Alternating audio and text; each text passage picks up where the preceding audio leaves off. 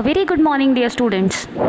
Today we are going to start the first chapter of our second book, The Supplementary Reader Moments, and the name of the chapter is The Lost Child. Now, first of all, what do you actually mean by the lost child? Lost मतलब खो जाना और child मतलब बच्चा, right?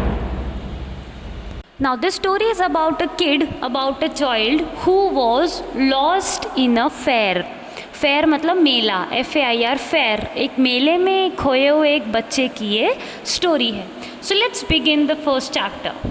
A child goes to a fair with his parents. He is happy and excited and wants the sweets and toys displayed there. But his parents don't buy them for him.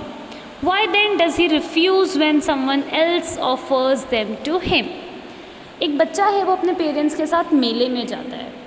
वो बहुत खुश है, excited है. हम लोग भी जब मेले में या ऐसे कहीं घूमने जाते हैं तो बहुत खुशी खुशी एक्साइटेडली जाते हैं. तो बच्चा भी बहुत खुश है, एक्साइटेड है. उसको स्वीट्स चाहिए, मिठाइयाँ चाहिए, खिलौने चाहिए. छोटा सा बच्चा है, जो कुछ भी उसे मेले में दिख रहा है उसे वो सब कुछ चाहिए. बट ऑब्वियसली पेरेंट्स सब कुछ तो नहीं दिलाते, तो उसके पेरेंट्स मना कर देते हैं और वो बहुत उदास हो जाता है. But when someone else offers him, why does he refuse? वही सारी चीज़ें जो उसे बहुत ज़्यादा चाहिए होती हैं, वही सारी चीज़ें जब कोई और उसे ऑफ़र करता है तो वो मना क्यों कर देता है? We are going to study about this. Why does he refuses when someone else offers him? जब कोई और उसे सेम वही चीज़ें जो उसे चाहिए होती है वो ऑफ़र करता है तो वो मना क्यों कर देता है? So let's start with the story. It was the festival of spring. From the wintry shades of narrow lanes and alleys emerged a gaily clad humanity. Spring festival. Spring मतलब वसंत, जो वसंत ऋतु आती है. तो हमें भी पता है वसंत पंचमी हम मनाते हैं. वसंत ऋतु में मेले लगते हैं बहुत सारी जगहों पर. तो वसंत ऋतु का मेला लगा हुआ था. और wintry shades of narrow lens. Wintry shades, हमें भी पता है वसंत ऋतु जब आती है तो ठंड का सीज़न होता है, ठंड होती है, विंटर सीज़न होता है. तो जो रास्ते थे उन पे वो जो नैरो लेन्स थी. अब गांव की बात है तो गांव के रास्ते बहुत सकरे से होते हैं.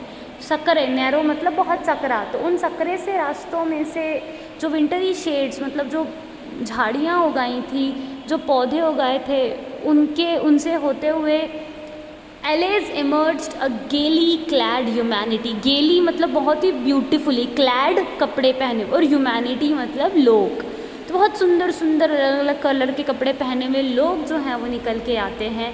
कुछ पैदल चल के आ रहे थे, कुछ घोड़ों पे सवार होके आ रहे थे, कुछ बैठे थे सड़क किनारे थक गए थे तो, और कुछ बैम्बू कार्ट्स में, या बैम्बू कार्ट्स या बुलक कार्ट्स, जो ऐसा गाड़ियाँ होती हैं जिन्हें जुगाड़ कहते हैं, या फिर जो बैलगाड़ियाँ होती हैं, उन बैलगाड़ियों में बैठकर आ रहे थे. तो अलग अलग तरीक़ों से जो है वो बहुत सारे लोग वो मेले की तरफ आ रहे थे. एक पूरा झुंड जो है वो मेले की तरफ चला आ रहा था.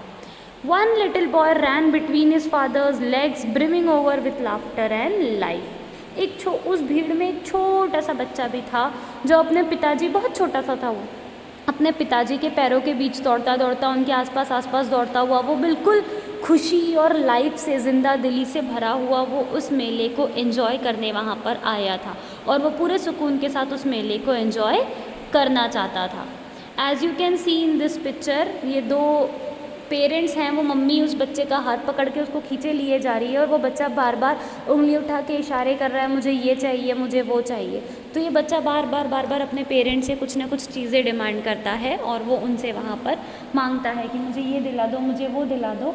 और जैसे नॉर्मली बच्चों के साथ करते हैं कि उन्हें हाथ पकड़ के खींच लिया जाता है, तो उसकी मदर जो है वो उसे हाथ पकड़ कर खींच रही थी कि अभी ये नहीं लेना, और उसे खींचते हुए अपने साथ ले जा रही थी.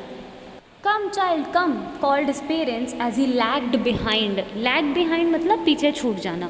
तो उसके पेरेंट्स उसे बार बार आवाज़ लगा रहे थे, अरे इधर आओ बेटा, बेटा इधर आओ. वो पीछे छूट रहा था और उसके पेरेंट्स उसे बार बार बुला रहे थे. Fascinated by the toys in the shops that lined the way. उन दुकानों के में जो अलग अलग खिलौने टंगे हुए थे पूरे रास्ते भर, उन्हें देखकर वो पीछे रुक जाता और पीछे छूट जाता. और जैसे ही उसकी मम्मी की आवाज़ आती, इधर आओ बेटा इधर आओ, वो दौड़ पड़ता अपने मम्मी की तरफ, जैसे ही बिल्कुल ओबीडियंट बच्चे की तरह, जैसे उसकी मदर आवाज़ लगाती वो दौड़ पड़ता। लेकिन अभी भी वो पीछे देखता देखता दौड़ता, उसे अभी भी वो पीछे खिलौने दिख रहे हैं जो उसकी आंखों के सामने दुकानों पर टंगे थे। As he came to where they had stopped to wait for him, he could not suppress the desire of his heart. जहाँ उसके पेरेंट्स रुके थे उसके लिए, वो वहाँ के खड़ा होता है और उसके मन की जो इच्छा है उसको वो सप्रेस नहीं कर पाता है। इच्छा, डिज़ायर जो है उसके मन की, वो उसे कम नहीं कर पाता है, उसे रोक नहीं पाता है।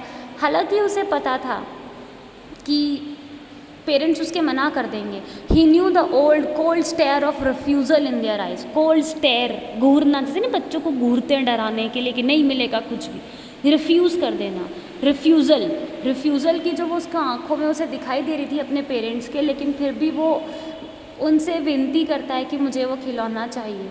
उसके पापा ने उसकी तरफ बड़ी गुस्से भरी आंखों में, लाल लाल आंखों के साथ देखा, जैसे वो नॉर्मली एक तानाशाह गुस्से में अपने सब्जेक्ट्स को देखता है। और उसकी मदर जो है वो उस बच्चे का इतना अच्छा माहौल देखकर, मेला वेला देखकर थोड़ी सी वो पिघल जाती हैं और वो उसे बड़े ही प्यार से और उसे बहलाने की कोशिश करती है। जैसे हमें किसी बच्चे को किसी चीज़ से उसका माइंड डाइवर्ट करना है तो हम उसे बहला देते हैं। सिमिलरली उसकी मदर उसे बहलाने की कोशिश करती है और बोलती है अरे अरे देखो देखो वहाँ क्या है, करके उसे उसका माइंड डाइवर्ट कर देती है। तो सामने सुंदर सुंदर खेत थे, मस्टर्ड के, सरसों के। जैसे आप लोगों ने सुना होगा सरसों के खेत नॉर्मली पंजाब वाले एरियाज़ में होते, तो सामने बहुत ही सुंदर एक गोल्डन सा लंबा सा पूरा लॉन्ग स्ट्रेच्ड सरसों का खेत था। पीले पीले सरसों के फूल उस पर उग रहे थे और बहुत ही ब्यूटीफुल सा एनवायरनमेंट था, जैसे किसी ने सोना बिखेर रखा हो। A group of dragonflies were bustling about on their gaudy purple wings. Dragon fly एक टाइप का फ्लाई होती है, तो ड्रैगन फ्लाई जो थी वो ड्रैगन फ्लाइज के ग्रुप जो हैं वो झुंड उन सरसों के खेत के ऊपर मंडरा रहे थे और वो एक बहुत ही ब्यूटीफुल सा नेचुरल सा इन्वायरमेंट वहाँ पर क्रिएट हो रहा था। The child followed them in the air with his gaze. वो बच्चा बस उसका दिमाग था, इतनी देर में वो वहाँ से हट गया, उसका माइंड जो है वो वहाँ से डाइवर्ट हो गया उन खिलौनों से, वो सीधे खेत की तरफ उसका माइंड जो है वो घूम गया और वो उधर की तरफ देखने लगा और बिल्कुल उसका गेज़, उसकी जो आँखें थी वो बिल्कुल चकाचौंध हो रही थी। और अब उस बच्चे को एक नया खेल मिल गया था। वो उन ड्रैगन फ्लाइज़ को, उन बटरफ्लाइज़ को पकड़ने की कोशिश कर रहा था। जैसे ही कोई ड्रैगन फ्लाई, बटरफ्लाई आके अपने पंखों का फड़फड़ाना रोक के वो किसी तितली, किसी फूल पर बैठती या वो ड्रैगन फ्लाई किसी फूल पर बैठता, वो बच्चा उन्हें पकड़ने की तुरंत कोशिश करने लगता। लेकिन जैसे ही वो उसे पकड़ता या तो वो उड़ जाती, अपने पंख फड़फड़ा कर वो या तो आसमान में उड़ जाती, मतलब वो बिल्कुल पकड़ने ही जाता और वो उड़ जाती। तो उसे एक मज़ा आने लगा, एक मस्ती होने चढ़ने लगी और वो खिलौनों पर से उसका ध्यान हट गया। उसके बाद फिर उसके पेरेंट्स ने उसे एक कॉशनरी कॉल दिया, कॉशन जैसे हम किसी को कहते हैं ना सावधान, वार्निंग, तो एक वार्निंग वाला कॉल दिया कि चलो इधर आओ, हमारे साथ फुटपाथ पर आओ। और वो बिल्कुल खुश होता हुआ, मस्ताता हुआ अपने पेरेंट्स के साथ फुटपाथ पर चलने लगा और वो उनके आगे आगे दौड़ने लगा और वो नीचे देखता जाता। नीचे फुटपाथ पर रास्ते में उसे छोटे छोटे कीड़े मकोड़े, इंसेक्ट्स दिखाई देते। कहीं वो छोटे से छेद में से, छोटे से होल में से कुछ चींटियाँ निकल कर आती, तो कोई नया इंसेक्ट निकल कर आता, तो वो उनको देखने के चक्कर में फिर पीछे छूट जाता। Along the footpath that were teeming out from their hiding places to enjoy the sunshine. वो अपनी हाइडिंग प्लेसेस में से बाहर निकल कर आते सनशाइन एन्जॉय करने के लिए, और वो उन कीड़े मकोड़ों को देखने में रह जाता और फिर पीछे छूट जाता।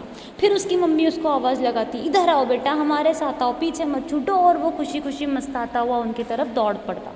सो ओवरऑल वो बच्चा बहुत ही लाइवली, बहुत ही हैप्पी को लकी था, मतलब बहुत ही नेचर लवर था। छोटी छोटी चीज़ें उसे अट्रैक्ट करती थी और उन छोटी छोटी चीज़ों को देखकर वो हमेशा खुश हो जाया करता था और उन सारी छोटी चीज़ों में उसका मन रम जाता था। अब जैसे ही उसने एक ग्रूव एंटर किया, ग्रूव मतलब एक शेडी सा एरिया जो पूरी तरह से बेलों से पूरा कवर्ड है, जो एक रास्ता बन जाता है, ऊपर से बेलें और नीचे से रास्ता, तो वो उस ग्रूव में एंटर होता है। और जैसे ही वो एंटर होता है तो बहुत सारे वसंत का मौसम था, स्प्रिंग सीज़न था, पत्ते अपने आप ही फूल अपने आप बिखर रहे थे। तो जैसे ही वो ग्रूव के अंदर एंटर होता है तो उसके सिर पर एक फ्लावर्स की वर्षा होती है, उसके जो सिर हैं उसके सिर के ऊपर फूल बिखर जाते हैं और वो उन फूलों में बहुत खुश हो जाता है और फिर भूल जाता है कि उसके पेरेंट्स उसके साथ में हैं।